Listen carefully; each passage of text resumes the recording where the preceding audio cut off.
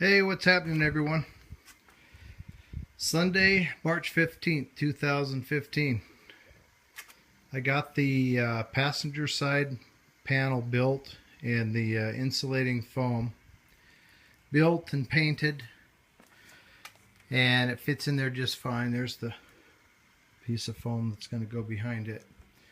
Got that built yesterday on Saturday, and I'm waiting for a piece of hose to come in the mail so I can drill a couple of holes in this here and put in my battery vent tube.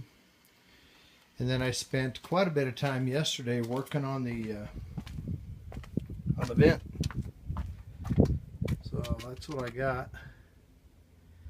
I actually put in two vents. These are 2-inch vents, aluminum vents I got off of eBay, and drilled holes and got them fitting really tight, pretty well. Then I used that clay sealant or caulking around the edges so they don't leak. And then on the inside I ran a bead of clear silicone all the way around that joint as well. And some of this clay weather strip caulking squeezed through the backside, so I know it's sealed well. Anyway, I got a lower hole here. That's going to be the inlet to the box. And then the upper hole will be the outlet, or vice versa, whichever way the air wants to flow. But the theory is the air comes in on the bottom as the warmer gases rise and exit out the top. And then the box itself will be sealed completely airtight from the inside. The only air into the box and out of the box will be through these two vents. And then on the inside, I've been working on the bed frame. So I built two sides and a cross beam in the center. And what I did is I just built these out of 2x2s. Everything is glued and screwed, every single joint glued and screwed. And then again, some more of that laminate flooring, 1/4-inch stuff. I went and glued all the way around the perimeter and on the stringers and screwed it to the outside to give it some serious support so it won't collapse.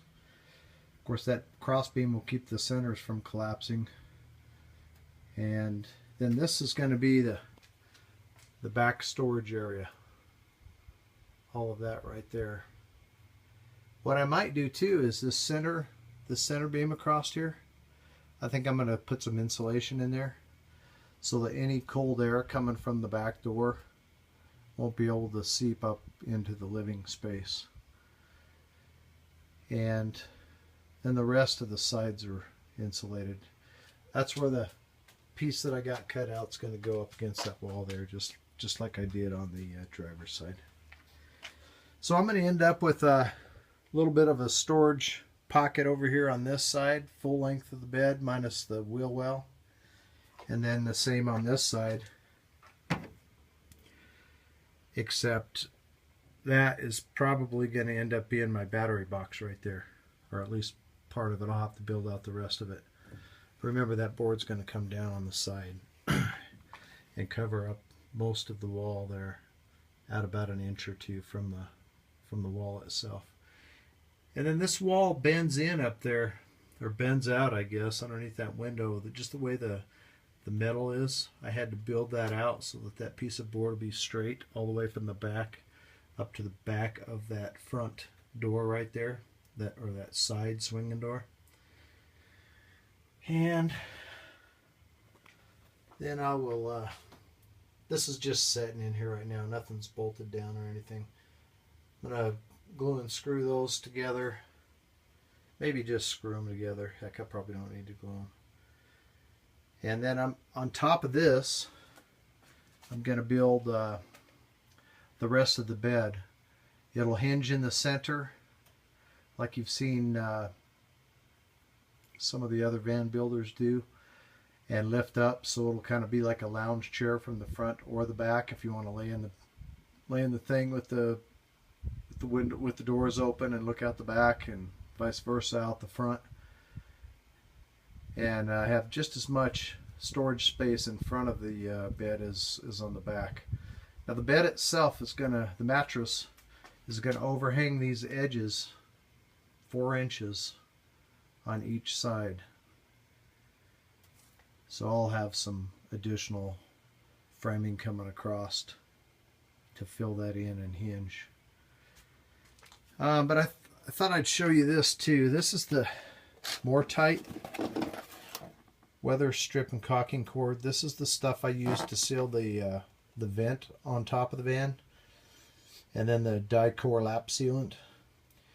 Well, this stuff's pretty much like clay. So what I did is I took a little piece, made it into a kind of a clay rope, and then here's one of the vents, like what I put on the side of the van. This one is not painted, it's just aluminum, of course. And then see how it has that rim all the way around the edge?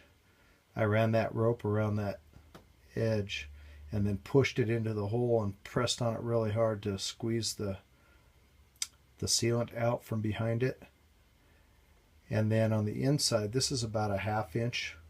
On the inside, I went around with that silicone sealant all the way around the inside. And these, I don't know if you can see it on this video, but these vents have mesh inside of them. I'll show you a couple pictures at the end of the video. And so they're already bug proof. I think I paid $6 for 6 of these things. But they're pretty cool. I like them. I think they'll work out really nice. Very low profile, real thin. Not much sticking out on the side of the van. And then right over in here in this area, either inside this box in here or on the other side, if there's room, I'm going to put the batteries. Yeah, so that's what I got going on now. Let me see. Oh, here's the inside. Those vents coming through, top and bottom. So I put the bottom one real close to the floor so that hose can come through here. And then out the top, you need to have it higher than the box so that the gas will go up and out. Hopefully it'll work out all right. We'll see. Let me walk around the front and we'll open the side doors and kind of look at it from the front. Nice hot sunny day here in Colorado. It's amazing. It's almost 80 degrees today, which is unreal compared to what we've been having. Had to unlock that door. Let's see if I got it this time. Hopefully.